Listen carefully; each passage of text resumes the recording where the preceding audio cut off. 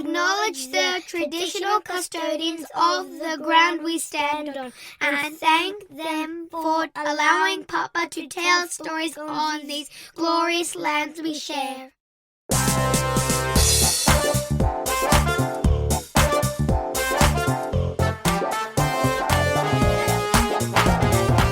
My guest on this episode of 3 Food Memories is a self-described gremlin, an artist whose work hits home like no other. He works across any medium you can think of: painting, photography, video, installation, the list goes on. He's also been an Archibald finalist 7 times. This year he won the Packing Room Prize, but the Archibald is proving elusive, although I bet it happens soon. If you've not seen his work in person, you might have seen him on the telly, most recently on Portrait Artist of the Year. A central theme to his work is the experience of otherness, which he's experienced since childhood, along with an art practice that might be genetic or environmental, or a little of both. On this special Christmas edition, my friend the gremlin, Abdul Abdullah, welcome to 3 Food Memories. Just don't get water on me, I'll turn into a Now, you have a name like mine. It doesn't get any more savas than Abdul Abdullah, does it? Yeah.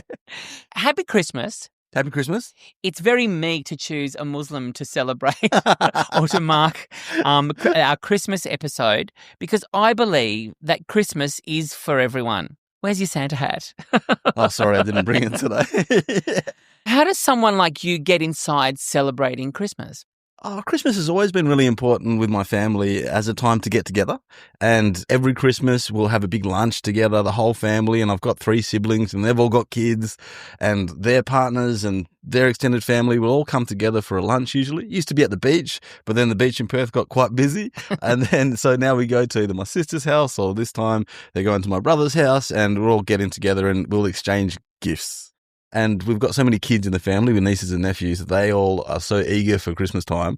And there's something really nice about giving a present, to the point where, like, there's been times where I haven't been able to be there to give the gift because I've been away, but I haven't given it yet because I wanted to experience handing it over.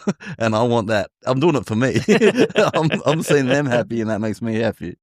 What you described yourself as an outsider amongst outsiders. Expand on that. Well, I say it with a little bit of tongue in cheek, because it's something which I've felt from very young, is that artists themselves are outsiders. Generally, we're all a little bit weird. I think we're all a little bit gremlin. So one of the reasons that I say that, for example, like in the creative industries, my wife is started off as a dancer, and now she does performance art and all sorts of different amazing things. But I always joke around with her that she's really a front of house person, and I'm a back of house person.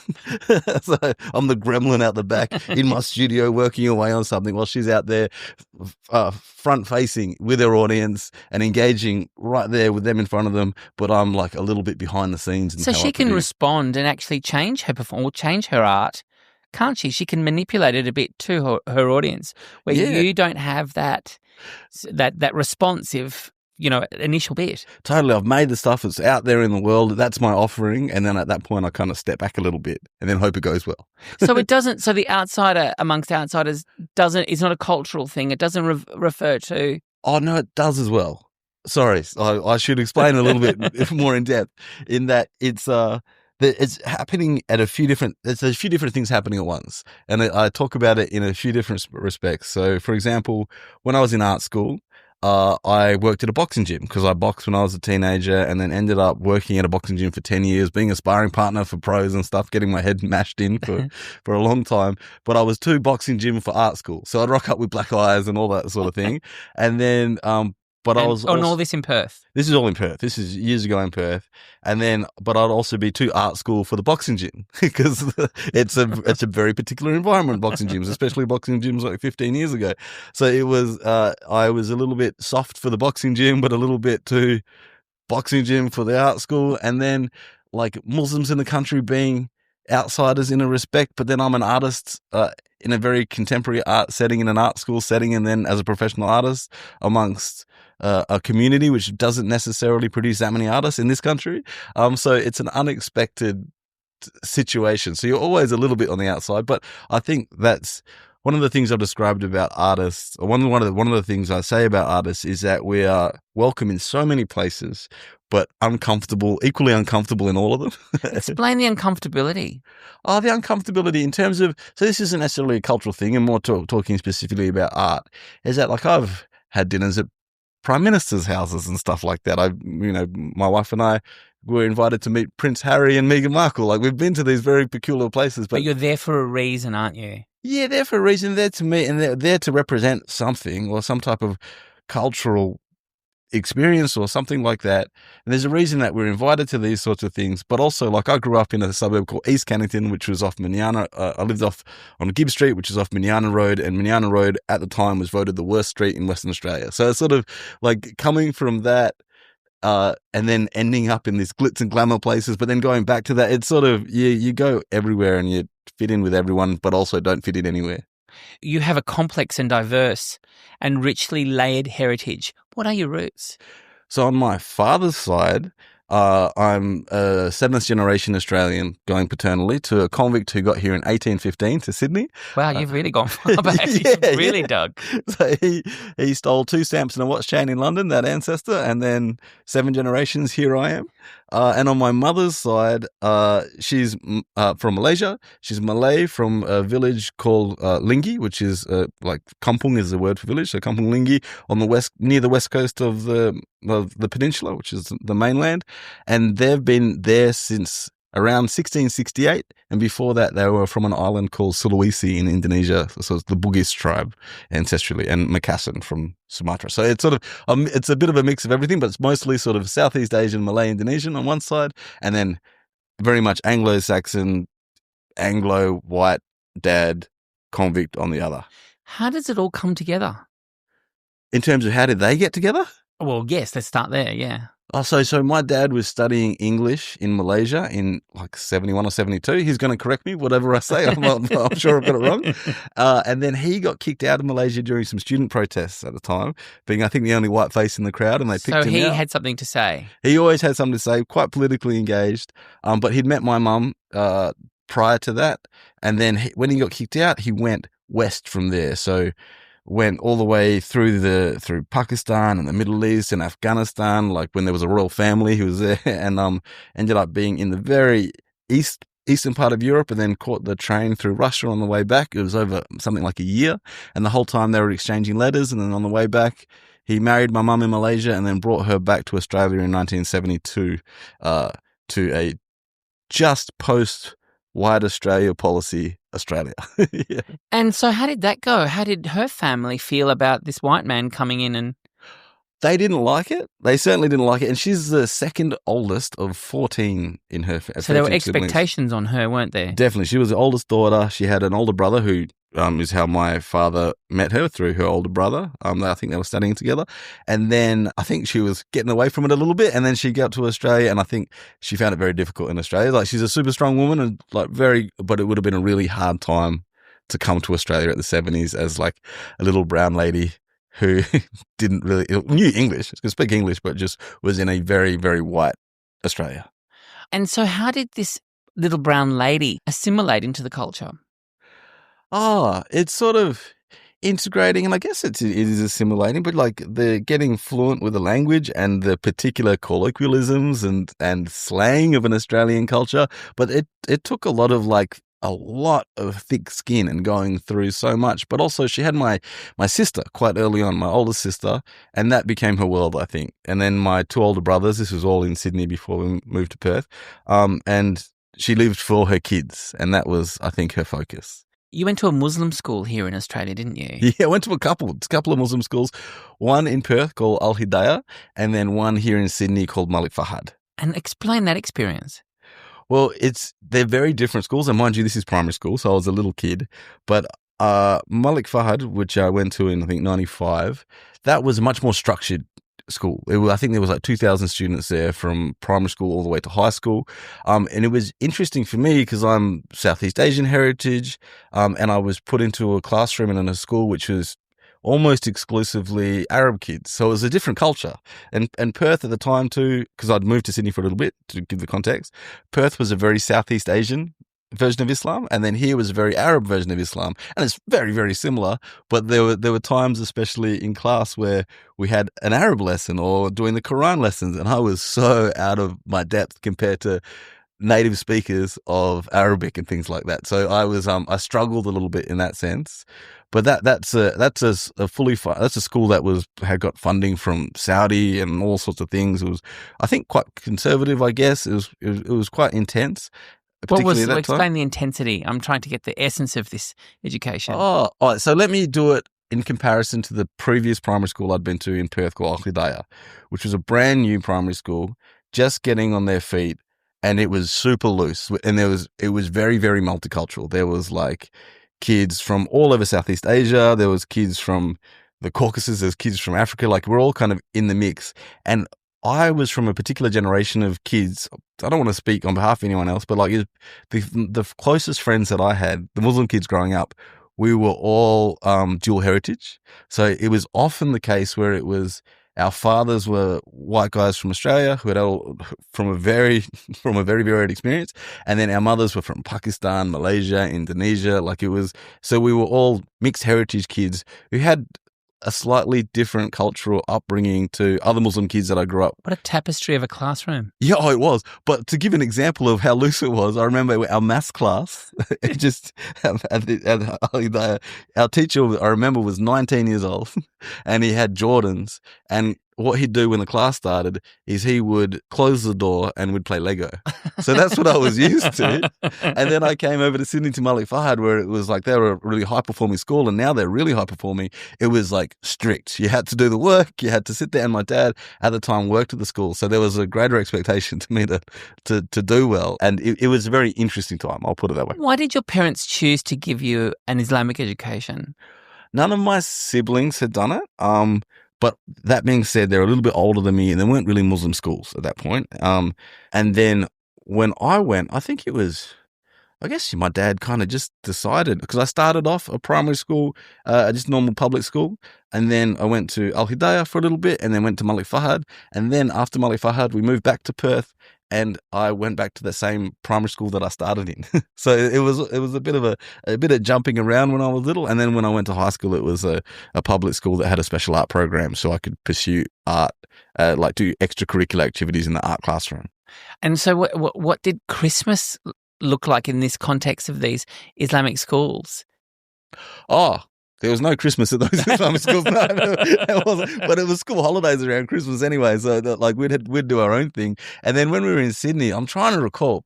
No, actually that year, Christmas, when I was at Malik Fahad, we went back to Perth just before Christmas, and we arrived.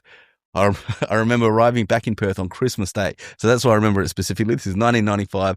Arrived back in Christmas Days. My older siblings had stayed in Perth. They were all adults at this point. And I was so excited. I was like 10 years old to go see my siblings. And they'd all been out partying the night before and no one was home.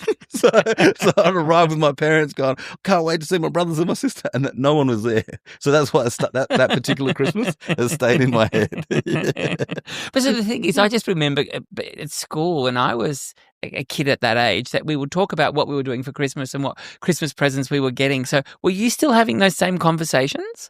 No, not at the Muslim school. It just didn't come up. It wasn't part of it. But because I had, like, I guess, the non-religious idea of Christmas, or what it was as a family get together. That's what I'm trying to work out. How do the two cultures come together? Where do they cross? Okay, I'll tell you one example of crossing. In pre-primary. I knew there was one. so when I went to pre-primary, this is just a public school. So this is called East Victoria Park Primary. So and at the pre-primary class, we had like a Secret Santa. So, you know, a parent buys a gift for someone else in the classroom, and you get presents just like towards the end of the year. But the Santa Claus who arrived to hand out the presents was my oldest brother who'd got a part-time Christmas job dressed up as Santa Claus. And mind you, he was like, I'm sure you don't mind me saying, but he was like a long-haired, skinny, pimply art school guy also called Abdul who rocked up in this big Santa Claus outfit. But I could see him. And I remember sitting because we're all handing out the presents and I was like, that's my brother. And the other kids were like, that's Santa. And they were getting really worried that I was going to say it too loud and Santa wasn't giving them presents. But I was like, that's him. And I remember I got one of the favorite presents. It was like a ninja from the Ninja Turtle toys, but it wasn't a Ninja Turtle. It was a Yoshimbo, like something like that, a rabbit, which was in the series, like a samurai rabbit. And I loved that toy for many, many years after that. So hang on, your brother's called Abdul? Yeah, both my brothers are called Abdul. So how does, like, if mum calls out Abdul, who turns up? Well, she'll never say it like that because my first name's Abdul Hamid. Yeah. But I go by Abdul. We all go by Abdul, but I locked in the Instagram handle and the website first, so I've really cinched it. But my full name is Abdul Hamid bin Ibrahim bin Abdullah. Slowly. Oh, so Abdul Hamid bin, which means son of, then Ibrahim, and then bin Abdullah. Are you proud of that name? Yeah, I don't want to change it, but it is an inconvenience. It's really inconvenient. Do you know I gave my kids 6 names when they were born, and I thought when I'm not here, I want to piss them off every time they have to fill out a form. Do you know how many forms I had to fill out for You them? have to do it. And is it on their passport too? Everywhere. Like, yeah, it's... So it they backfired. It really does. Even like when I was in uni, like Centrelink and stuff like that, getting youth allowance, they'd kick me off every 6 months because they were like, oh, your name doesn't match, and it's because it doesn't fit on the form. Before we start your food memories, having a look at them, I get the feeling that you might be our least foodie guest on the show. Apparently, you used to joke that you'd be happy with a loaf of bread and a multivitamin. Yeah, I was totally fine. I never really thought about food that much. It was just kind of fuel. Even when I was working at the boxing gym, I'd just like eat whatever was there. Yeah. Well, let's start with the first one. Dietary limits. Maccas Filet-O-Fish edited. Tell us about this one. Okay, so when I was very young, I was still allergic to eggs and dairy. Like, I'm quite allergic. I just throw it up whatever if I ate it. And then also with halal stuff, like there was only certain things that you could eat unless it was like halal food and that sort of thing. And my sister, who was a lot looser with the rules, she'd like do whatever she wanted, and she'd go to McDonald's sometimes, and I'd be really keen because it was such a treat. And my parents would never, and they've never been to McDonald's in their entire life, and they never will. But my sister would go and I'd ask her to get me some food, and she'd come back with the only thing that I could eat. So she'd get me like a meal with chips, a Coke, and then a fillet of fish. But because a fillet of fish because it was halal and fish was halal, but because I had no dairy and no eggs, there was no tartare sauce and no cheese. So it was just a steamed bun with a crumbed piece of fish in there. And I loved it. It was like the bread is kind of sweet, the fish is kind of salty, and I got chips. It was the best. And I mean, do you still have those allergies now? No, like at some point I grew out of it. I couldn't tell you exactly when, but at some point I tried some scrambled eggs and it was fine. And now I have milk with my coffee and there's no problem. That being said, it just might explain a lot of diarrhea, but I don't know. But I can eat it. Giving away too much. It's interesting. So did your siblings, how many of them are there, by the way? I'm getting a feeling that there's at least 4. Yeah, so I've got 2 older brothers and my sister's the oldest. All right, so there's 4 of you in total. Yeah. So in terms of adhering to a halal diet, was this something that your parents were strict on? Yes. Yes. And Dad too? And Dad too. So they were both quite conservative in their religious beliefs, I would say, and then they were very strict Did Dad convert to Islam? Yeah, so he became a Muslim. I should have said that before, and that's why. So his name is Ibrahim Abdullah, and he changed it from a previous very Anglo-Saxon name. And so he like so many converts, he was like gung-ho about it. You know what I mean? So Why? He really liked it, I think. And it's like so many religions and so many organizations like that. It's a club that's really welcoming to outsiders. Like, come on in, join. I'm thinking of Cat Stevens right now because they'd be about the same age. Oh, I'll tell you a story about that. So when I was at, I was watching, like I was at my folks' house and then watching just watching the TV, and Cat Stevens comes on. I'm like, oh, he's amazing. And my dad goes, oh, remember when you met him? I was like, no, I don't remember when I met him. And it was when I was at Malik Fahad.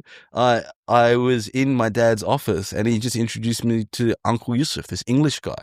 And then I had no idea who he was. And then I remember at the assembly, he came and spoke to the whole class. And mind you, it's like 2,000 like little Arab kids who also don't know who he is and don't really care. He's like, who is this? Just another English uncle. And then it was Yusuf Islam. So it was Cat Stevens who was doing, like in the 90s he was going to start some Muslim schools in the UK, I think. So he was traveling the world, visiting Muslim schools and doing research. Do you remember what he spoke about? I have no idea. I just remember he had an accent. So to go back to your parents adhering to the halal diet, what did food look like at home? There was no McDonald's, clearly. No, it was very like it's Malay food. Like my dad would never cook because my mum is a fantastic cook and she would cook.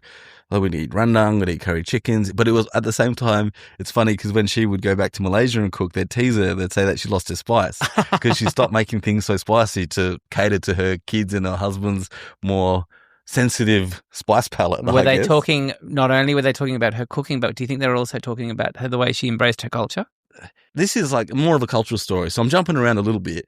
But I remember going back to Malaysia one time, and I was sitting in the hotel room with my mum, and we were watching some old like sitcoms or something like that, like dramas, like that, but Malay dramas from the 60s. And no one was wearing scarves, like no one was wearing hijabs. And in Malaysia, like if you're Muslim and you're a woman, generally like 90% or something, people are wearing scarves. But none of them were wearing scarves in the show. So I was just asked my mum about it. I was like, what's the story? Tell me about why this isn't the case. And then she was saying, oh yeah, people only started wearing scarves like in the 90s in Malaysia. And that's, I think, due to a lot of sort of Saudi influence and that sort of thing. So the culture shifted.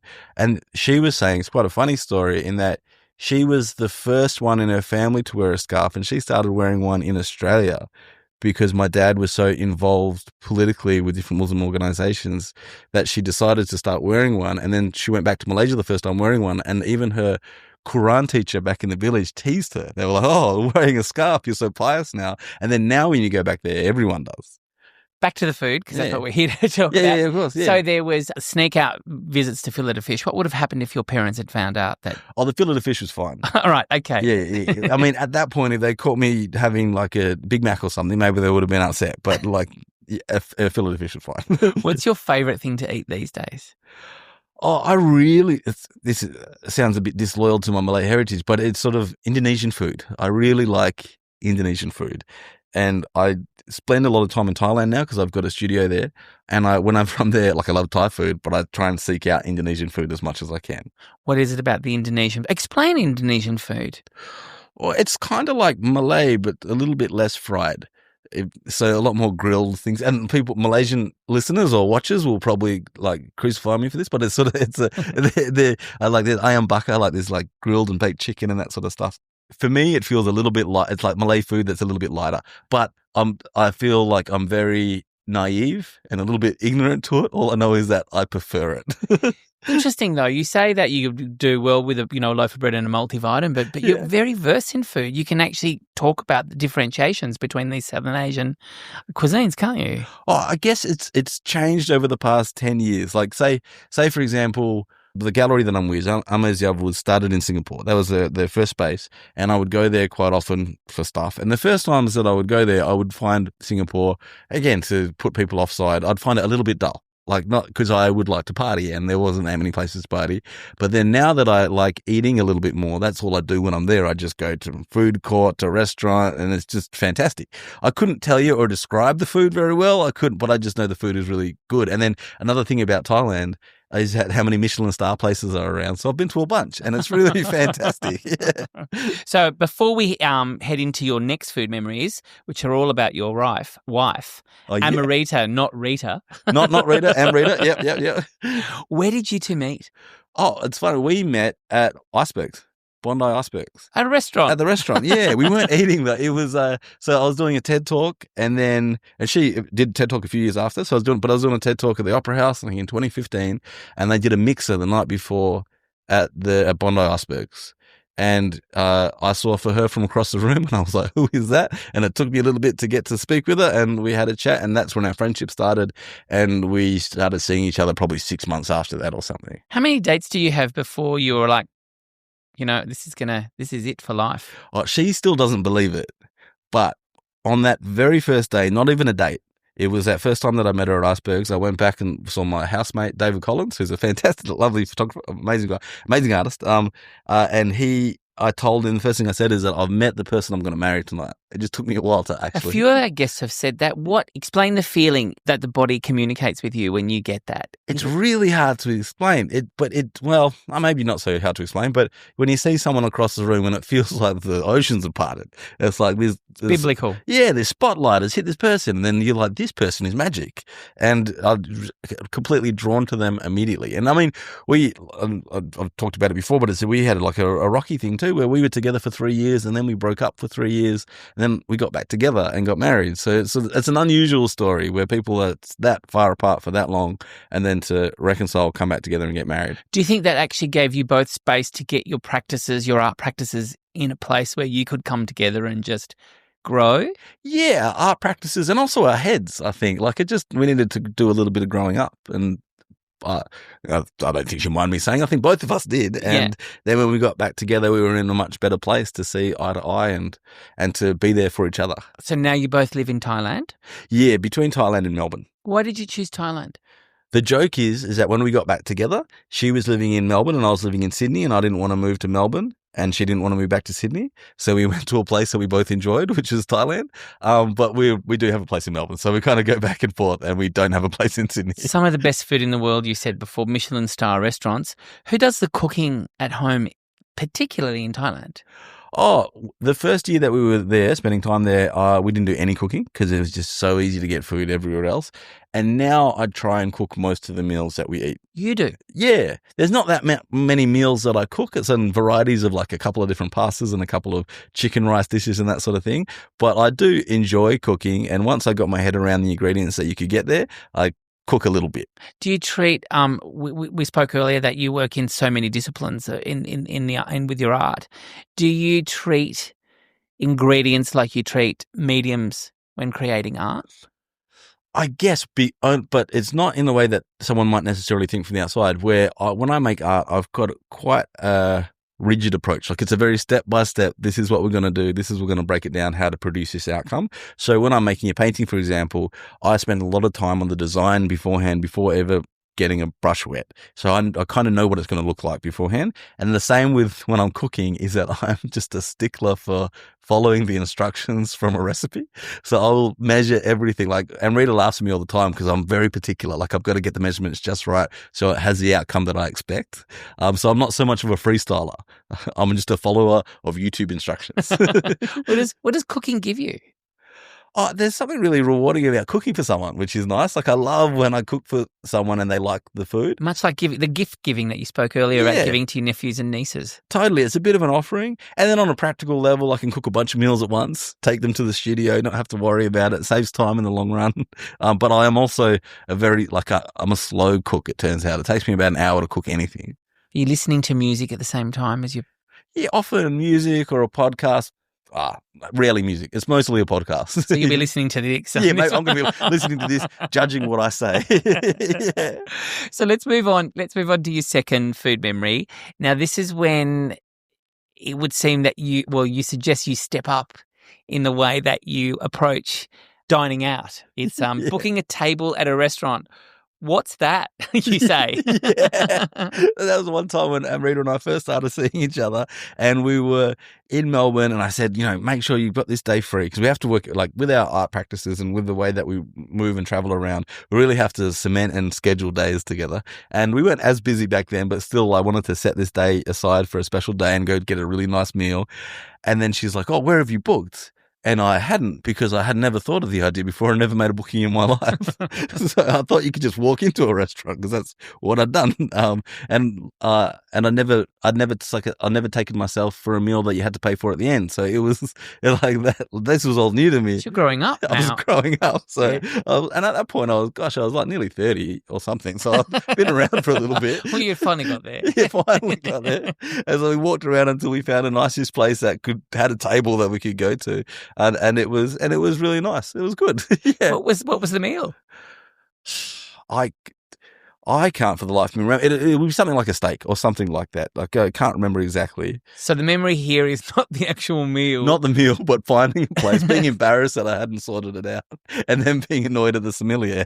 So do you remember why were you annoyed with him? I was saying I have I'm not a jealous person. I'll put that out there. And Amrita can tell you for a fact. It's just kind of not in my DNA.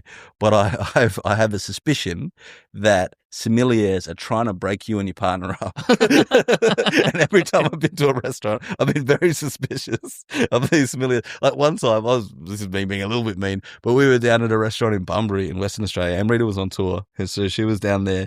And we went to like the nicest restaurant in town, and the sommelier rocked up, and he drags over a table and drags over a chair, and he sits on it backwards, and he's got like a fedora and braces and a bow tie, and he's like, "Let me tell you about the wines." And then he just went on to flirt outrageously, and I was like, "This is hilarious." Anyway, so I've got a suspicion of sommeliers. What is this? Where is this suspicion rooted in? What is it rooted in? Oh, it just seems like every time I meet one, and I only ever meet them when I'm with my wife. And why do you think they do this? Why do you think they want to break you and your partner up? No, I'm not really saying something like that. But I think, and it's part of my ignorance too, because like I'm not a wine person, I don't know anything about it, and then maybe I feel a bit dumb, and then they're talking about things, and Amrita knows a lot about things, and she knows specifically about what she likes in a wine and that sort of stuff, and so she'll talk about it and request particular things, and maybe I just feel a little bit left out. So I don't know. Have you ever thought of flipping it on him or her, the sommelier, and saying, "Hey, what exhibition have you been to lately? What gallery?" and seeing what happens and taking the power back? I just don't want to extend the conversation at all. I just want them to do their thing and leave. Interestingly, was alcohol consumed at home? At my house growing up, not at all. With my parents, no. With my dad before he was a Muslim, yeah, sure, but then not after that. But with me and my siblings, never a huge amount. It's never been a problem with us. But we also we went to art school. We existed in the world, and we've just like in Indonesia, they would describe me as an abangan was the word they used, which was happy Muslim. So just kind of doing what I want to do. How did they embrace you, all of you, moving into a Western culture? Your parents? Oh, my parents? Well, because my dad is from a Western culture, so there's a little bit of there's more understanding. My mum is very, very open-minded, and because my dad is Anglo-Saxon, like my grandmother's Anglo-Saxon, my grandfather when he was my grandmother and grandfather both passed away, but they're Anglo-Saxon. My cousins are so it's sort of that's family as well. It's a very normal experience. I just love listening to you talk about where the two cultures meet and how they meet, when you're watching two currents in a water, or where the water meets the sea and what happens, and I'm also thinking about the Bosphorus, where there is one that comes from the east and the other current that comes, and how they meet and what happens when they meet, and it's just this infusion, isn't there? And maybe I'm brackish, is that the right word? Yeah. Do you find that in your practice? Yeah, it all sort of is influenced by it. And the way that I make work, because the other thing about my sister studied psychology, and she ended up owning a boxing gym with her husband, who was a professional boxer. But me and my older brothers, we all went to art school, so we all studied art our whole lives. And one of my brothers is a really wonderful artist. His name's Abdul Abdullah, and my oldest brother went into education and now runs all educational services in West Australian, all education in West Australian correctional services. So through the prison systems and through the justice system. So he's doing amazing work there. I've forgotten the question. So have I. But I'm just listening. I'm thinking about this amazing family who are all contributing to community. Oh, absolutely. It's been a big part of our life, and even with my practice, I spend a lot of time, not to big up myself too much, but a big emphasis of me has been working with young people, working with kids at risk, but also just going into schools. And I see art as a fabulous tool, an access point for people into this whole other world and into ways of understanding. And one of the things that I talk about is thinking about that education sort of background is the ABCs of self-determination. I talk about it a lot, but the ABCs of self-determination are autonomy, belongingness, and competence. And these are the ideas that people need to have a fulfilled life. It's the needs like food, shelter, etc. And then there's the ABCs of self-determination. Maybe I said it wrong before, but yeah, ABCs of self-determination. I think art is a really fantastic way to platform and facilitate these things, especially for a kid at risk or underprivileged who doesn't have power in their lives otherwise. Making an artwork, you've got all of these things kind of covered, or at least the introduction to these things covered. And I was a bit of a naughty kid, and then I get to now I've got an ABC show and I get to do all this wonderful stuff and meet all these wonderful people, and it's all through making art has given me a platform and given me access. You use your art to challenge mainstream narratives, especially around race, religion, and national identity. You started a master's on the rhetoric of radicalization. Yes. Did you finish it? Yes. You did. Congratulations. Yeah. And your TED Talk, Don't Call Me an Aussie, brings all of this together. Why do you think these discussions and these topics are so provocative? I was having a chat with an artist. This is like 10 years ago, mind you. And so my first solo show was maybe 20 years ago, almost 20 years ago, 2006. I've been doing it for ages. But about 10 years ago, I was talking to an artist friend from Perth, and he was like, mate, when I first saw you work and you're making work about Muslim stuff, I thought, oh, this is great. What wonderful timing for you. You get to make all this stuff. But, you know, that's how that's going to run out at some point. And then it's turned out to be the gift that keeps on giving. So it feels like a conversation that's continuously necessary. And I think the perspective that I offer in terms of coming from that Muslim background and speaking about that, being an outsider and participating in the world and engaging with these different obstacles that people might be completely invisible to someone who hasn't experienced it before. But I do think it's broadly relatable. If I've done workshops in juvenile justice facilities, or I'm out in Western Sydney, or not that it's the same thing at all, but like going into a classroom of underprivileged kids, and they all relate to that story. Like even when I'm out in Western New South Wales going to high schools, or Western Queensland, I'll do a talk and it'll always be like the naughty little brown or black kid that comes up to me afterwards, wants to have a conversation because they've related to something. They're related to that little bit of like being perceived of in a particular way, but not feeling that on the inside. And one of the things that I really felt growing up, because I'll happily say that I grew up feeling quite frustrated and quite angry without being able to articulate or to understand. Well, pre 9/11, there was always the racial stuff. There was always racial stuff. And then 9/11 happened. And then overnight, it felt like we became like walking time bombs, essentially, and treated like criminals. The projection of criminality, I call it. Like when I talk about my practice and I talk about personal experience, I talk about the projection of criminality and monstrosity on benign bodies to justify the unjust seizure of land, labour, bodies and resources, and how that plays out locally. Like even in Perth at the local shopping centre, it was like I'd be hanging out with a bunch of like mixed ethnicity brown kids at the local Westfield, and we would be all followed by the security and then questioned by the police. So it was just a very normal experience for us to be surveilled and to be watched and to be mistrusted.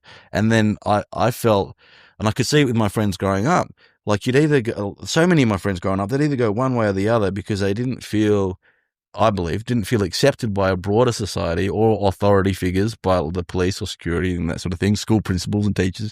So they would find other ways to manifest the things that they needed, where they would either get very into the religion. That was one way to do it, and very conservative in their religious belief, and sort of, I would almost describe it as retreat into that religion, retreat from the broader world or engaging, or another I don't want to say too masculine way, but another brotherhood that would also is very accepting of people that feel on the outs is like criminals and like outlaw motorcycle clubs and these sorts of things. They're like other like very accepting communities if you're willing to play by their rules, sort of thing. And I would see it so much with especially the kids that I was growing up with post 9/11, where they were feeling like being treated like criminals, that it was really easy to either become one or to retreat into another sort of space. And it wasn't, you really felt expelled from society. Unless you're with your immediate family or people that were looking for vulnerable people who were interested in finding a brotherhood. But Islam, like Christianity, like Hinduism, like Buddhism, like Judaism, in its purest form, is a faith about peace, compassion, and intention. Yeah. So what has happened here, do you think? Oh, well, like it's... When I talk about the projection of criminality and monstrosity on benign bodies, like the first time that I really experienced it was what happened after 9/11, and the wave of like we'd already had Pauline Hanson, but then it's a wave of anti-Muslim almost. So you're being hysteria. attacked on both sides here. You're being it's kind of from mum being Asian, coming out of the white Australia policy. Totally. And now you're being smashed in the kneecaps for being a Muslim. Yeah, totally. Yeah. And why are you still smiling? Why are you happy? I mean, what else can you do? And also, if I frown, I look threatening. I gotta be happy, and I mean, my life is pretty good. Yeah. So how do you you just for wherever you go, you're kind of like you're perceived as a bad person. Yeah, and that's what I felt, especially when I was young, especially when I was in high school and the years after. And I worked at the boxing gym too, so there's like that's an outlet. But then so many Muslim kids I knew boxed, it was just part of it. Yeah, but now I'm thinking about your dad who's converted to this belief system. What must he feel for his children who are experiencing this vilification? He understands it, but there's also a little bit of a difference because he's white. He hasn't experienced that same thing. People aren't going to necessarily pick him out. Like, he's got a big beard. Yeah, right. And unless he's dressed in the outfit, he's not necessarily going to be picked out as a foreigner, and he's not a foreigner. Yeah. And then when he talks, but it is funny, when people meet him and they know his name before they meet him, like it's happened to him several times, where they're going to meet an Abdul Abdullah, and then they meet a guy who's very Australian accent. He teaches English as a second language. He's very good at speaking. And they're like, oh, how wonderful that that you've learned English so well. But he's just like a white guy he went to, what's it, the selective school? I can't remember the school here in Sydney that he went to. He's going to, one of the, it used to be like, not Sydney Boys, but one of the other ones, like that sort of equivalent. Like, he was a brainy kid. Yeah. And so really, this is the beauty of, I'm back to your work. You have an understanding and appreciation of two cultures. Yeah, so I've come from both and experienced both, and and it's not like a clash, because people talk about a cultural clash so much. It's just sort of different people believe in slightly different things, but all with the same motivations, really. And wanting the same things in the end, which is to live a nice life and to do well for their family. So this gives me a really good understanding of the magic in your work. So I think in your art, I see elements of calligraphy. I see geometric shapes, patterns, organic motifs, floral if I look hard enough. Yeah. And all these are associated with Islamic art. Is this deliberate, or am I saying things? You might be saying things a little bit. Oh, okay, right. No, but it's only because I don't like it. Because I remember a criticism. I was doing like a panel years ago at UWA, and there was an older artist there for an older Muslim guy there, an older uncle from Pakistan, and he made work that was calligraphy. And then one of the criticisms he said to me is that I wasn't making work that had dawah, which is like promoting the religion or promoting the beauty of Islam. And it had never occurred to me. And it still doesn't. Like, my work isn't religious at all. But people will say that I'm a Muslim artist, but I never considered my work Islamic art, if that makes sense. Yeah. So are your art practice and your faith practices intrinsically linked? Yeah, I guess. I just don't. It's never front of mind, to put it. And it's funny, so to think about the Muslim identity, my older brother, Abdul Rahman, also an artist, but he's 9 years older than me. And when 9/11 happened, he was an adult. So he'd had this really cultural experience about what Islam is. It's a very domestic thing, something that happens at home, something that happens within a community with your family and friends. And then my formative years were post 9/11, where the Muslim identity was a very politicized one. So being a Muslim meant something else. It meant you were the bad guy. It meant you were potentially a terrorist. It meant like you were suspicious. So I had a very different cultural experience with the religion growing up when engaging with the rest of the world. And then how did you build on that? How did you move forward? Well, art was what allowed me to articulate things. So before I studied art, I studied journalism. I did 2.5 years of a journalism degree. I was very politically minded and still am. But before picking up an elective in art and then jumping over and going, art actually suits me a lot better. But even when I did art, I was very nervous about making anything political or anything like that. I'd seen so much bad political art that I was too nervous to do anything about it. But it wasn't until I was in the Archibald the first time when I painted Walid Ali, and I painted him because I read his book, People Like Us, and really enjoyed it and loved him as an author.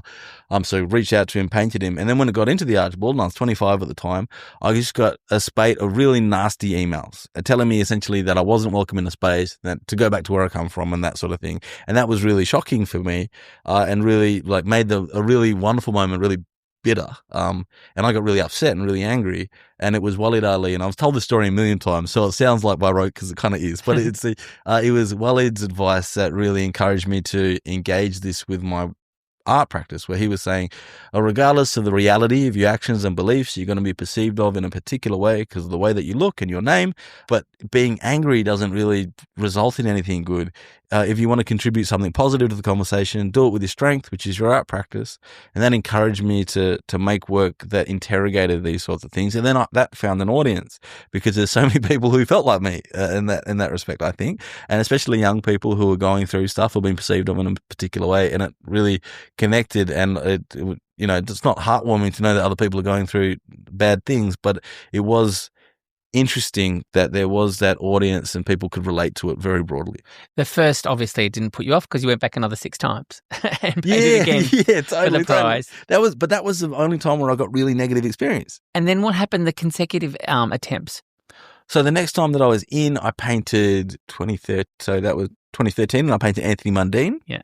And got no negative responses from that. That was a really wonderful experience overall. He was a fascinating guy, because I'd met him when I was very young.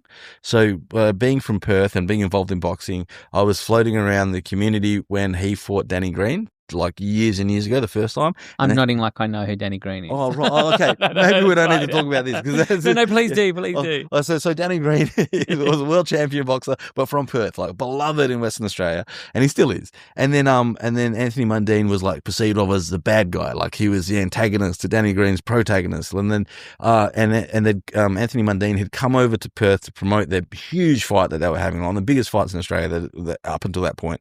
And what I found really fascinating as a kid was watching them deal with the press and with the public and with the people, is that when the cameras would turn off, Danny Green, I'm not saying he's a nice person, I'm sure he's a really good guy, but he was quite like insulated, or he would sort of, when the cameras were off, then he was off and then he'd go. But Anthony Mundine, he would hang out with kids. He would rock up at the amateur fights. Turned out years later, we found out that he was donating a lot of money to Aboriginal organisations in Perth without anyone ever knowing. A lot of that happens, isn't there? Yeah, he was doing all this really good stuff, and that really stuck with me. So that when I had the opportunity, when I'd been in the Archibald once, I thought, I could reach out to him again and paint him. And I went through Muslim contacts, I went through boxing contacts, and it ended up being like his accountant. And then so that's how we got connected. And then I met him at his gym at the Block in Redfern. So this last one that you've won the packing room prize for, who did you paint? I painted my best friend Jason Fu. Yeah. Yeah, and he was a really wonderful subject. He's a fantastic artist. I was just with him just before this. He's a lunatic, and his artwork that he makes is crazy, but painting. Did your painting, was there a lunacy in your painting of him? Yeah. I asked him how he wanted to be painted, and one of the things that he said is that he wanted to be like a Disney princess and have like animals around him. So I painted these cartoon birds floating around his head. Have you painted your wife? Yeah, I painted her a couple of times, but she's never liked it. Why not? I think they've been really good. I really like them, but I'll eventually do one that she likes. And she says that I'll win the Archibald when I paint it properly. And so that's something for the future. She's the one who's got it over you. She's the one in control. Exactly. She's the boss. Now, I love this third food memory because I've been to this island and I've had this experience. And when I was reading it, I was like, I am there now. I wish I was there now. Your third food memory is Greek food on the island of Milos on your honeymoon. Yeah. Why did you choose Milos? It's a very special island. Oh, I love Greek food. I love lamb. And I love Greek food. And my favorite restaurant for a long time, it still is one of my favorites, is Apollo around the corner here. Just love the lamb, love the cheese thing with the honey on there. It's like a nugget. It's like a nugget. It was just really fantastic. I've been there a bunch. I really think it's great. So Greece was on top of both of our lists because neither of us had been there, and we wanted to go to Athens to see some really wonderful museums there, and there's some really fantastic, historical obviously, but contemporary art museums. They've got some of the best in the world. And then we wanted to go to an island because we've heard about it, and friends have been to islands, and we didn't know which one to go to, so we just were doing research. And it was Amrita who picked Milos. She said, this would be really good. We can hire a car and drive around, which is terrifying. Like the streets are so narrow. I mean, and the cliff drops are just so sheer down, aren't they, to the beaches Mohawk. They were white knuckle drives, and my wife doesn't drive, so it's you. It's just me. And even getting the smallest car felt too big. Like I'm glad that we weren't on a four wheeler because we would have just got cooked in the sun. But it was we found out about this place. And we both researched different places we wanted to eat and different beaches that we wanted to go to. And then the best day was on a boat called the Perseus with Andreas's boat. Perseus with George, who he's got the business with, and it's a day trip out to a couple of island spots like around there, and then they cook on the beach, and they introduced us to all these goats that live on the island, and they knew them by name like Leonidas and things like this. They were like calling them out, and the goats came and we fed them like watermelon rinds and that sort of stuff. And you end up, it's a pretty small boat, so there's maybe like at most like 8 people sort of there on there with you, and you just relax on the beach for the day, and they cook a beautiful meal, and you all sit there on a blanket and eat it together, and it was just the best experience, and it's the best water I've ever. Like, I'm a terrible swimmer. That's actually. Can I tell another quick story? You can tell as many as you want. So this is an example of like the difference with the Muslim schools again. Well, Malik Fahad, it was all very like the sports was all very organised and that sort of stuff. It was like a private school that does that sort of thing. So Malik Fahad is Sydney. Let's Sydney. Get it right. So we're doing Sydney v Perth. V Perth. And this other school, I feel like I'm bad mouthing it because it's developed into quite a good school. But the other school in Perth at Al Hidayah in Bentley, I remember one day we did a swimming lesson, which was very rare. So because none of the teachers could swim, so they took us to the Bentley pools, public pools, which was next door to the school, and we all jumped into the shallow end, and they said, "Who can swim?" And about half the kids put their hand up, and then they said, "All right, find someone who can't swim and teach them." And that was our swimming lesson. So I'm not a very good swimmer, but it's part of it. So, but in Milos, like you can just float. It was incredible. And like last time I had some like I was wearing one of those sandals that you wear, but they kind of float as well. So I would just lie on my back. So and then in this beautiful, beautiful water. It's the furthest I've ever swum. I'm still not good. Like Amrita was snorkeling and going down and looking at fish. Like I can't do that yet. But in terms of just going around on the surface from the boat, it's the best ever. Let's talk about your relationship with the colour blue after you left Milos, because for me, blue changed my life after I'd visited the island. It looks photoshopped. Yeah. But it's so real, and you can't capture it you want to kind of pick it up and capture it and hold it, but it's reflecting. It's so beautiful. It's incredible. I've never seen blue like that ever. I've never seen water like that ever. You try and take photos even, and it doesn't look real. Do you use blue in your artwork?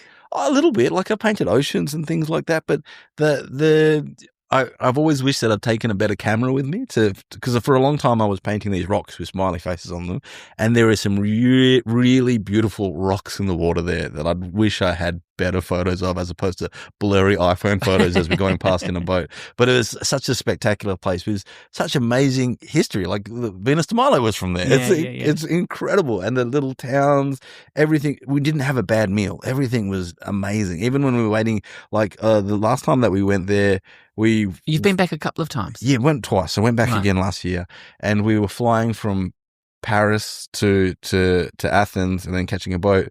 But the plane from Paris had to turn around because somebody, I think, maybe it was drugs, maybe it was a psychotic break, we're not sure, but had an episode on the plane. So we got delayed many hours and then missed our ferry, so we had to stay the night in the port.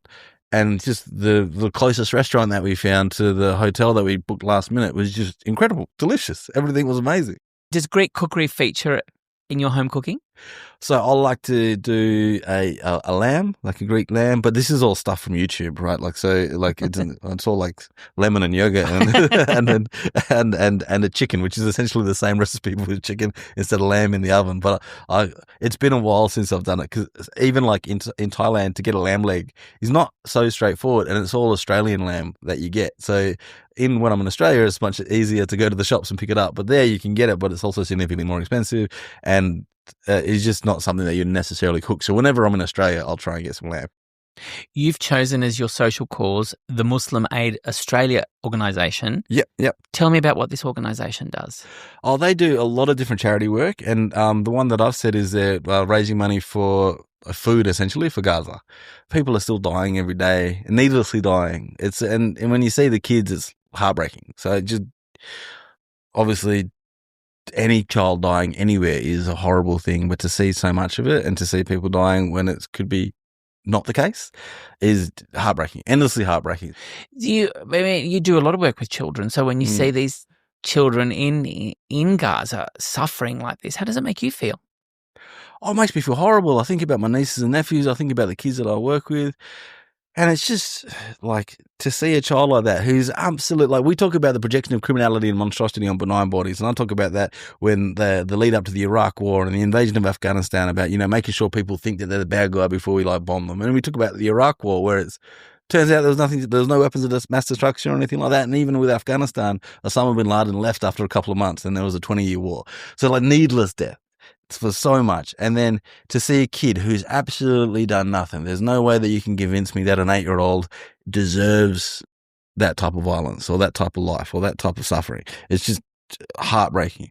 And before all this, so when I was doing my MFA and the thesis, the rhetorical radicalization, one of the things that I looked at was I got a quote from a drone pilot, like an American drone pilot, where there was a group of kids on the Pakistan-Afghan border who were playing soccer were killed in a drone strike. And they justified the killing of the kids in this opinion, in this op-ed, saying they were going to likely grow up to be terrorists anyway. Essentially, they deserved it for future crimes. And then I found a quote from one of the drone pilots saying that they were fun-sized terrorists. So fun-sized Kit Kat, but they were little terrorists. And I've seen that a lot recently too, with the idea of that these kids are somehow deserving of this very horrific and violent fate. And there's got to be another way to do it. Because all of it aside, it's human versus human. Yeah, people make choices to do this, and they can make a different choice. It's you just want to be the best person that you can. And what does your work tell us about this? Well, my work hasn't looked at this directly, and I don't know if I can. It still feels so fresh, and it still feels so ongoing.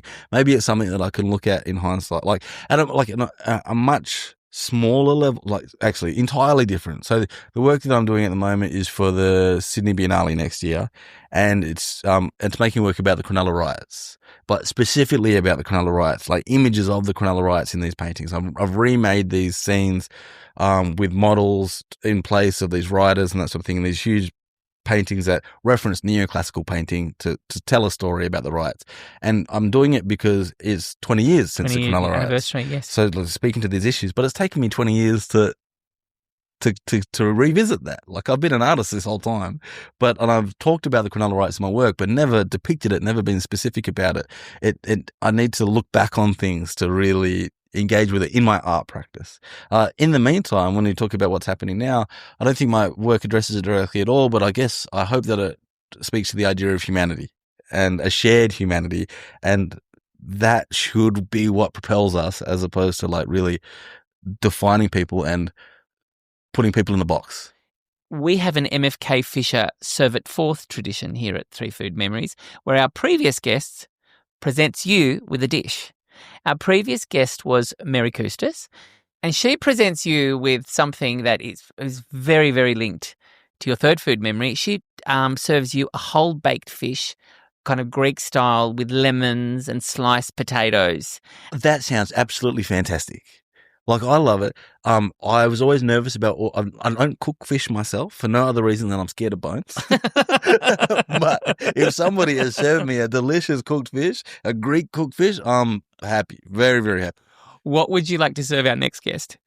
Oh, okay. I'll go to my Malay roots then, and I will give them nasi lemak with rice, the anchovies, the cucumbers, a really spicy sambal, and then I'll get it with a beef rendang and a piece of fried chicken Maryland.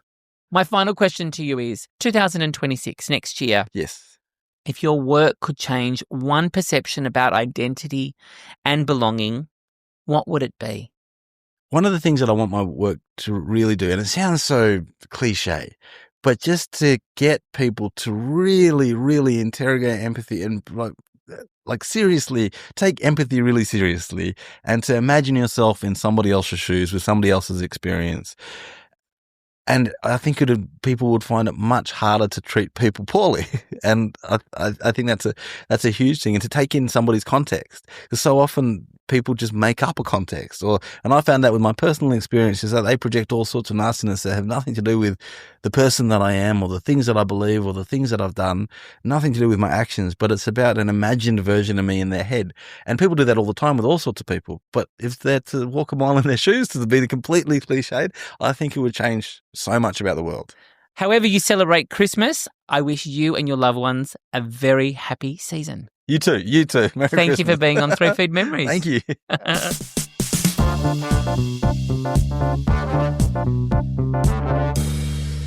That's it for this episode of 3 Food Memories. Be sure to share the plated love and check out our 80-plus back episodes. They're still as delicious as they were when they were freshly rolled. For all things TFM, head to the socials at 3 Food Memories. For more info and to send us a message, head to 3foodmemories.com. 3 Food Memories is edited by Lauren McWhirter with original music by Russell Torrance. Nastekala Fili and bye for now. Thank you for listening to Papa's podcast. Don't forget to like and subscribe and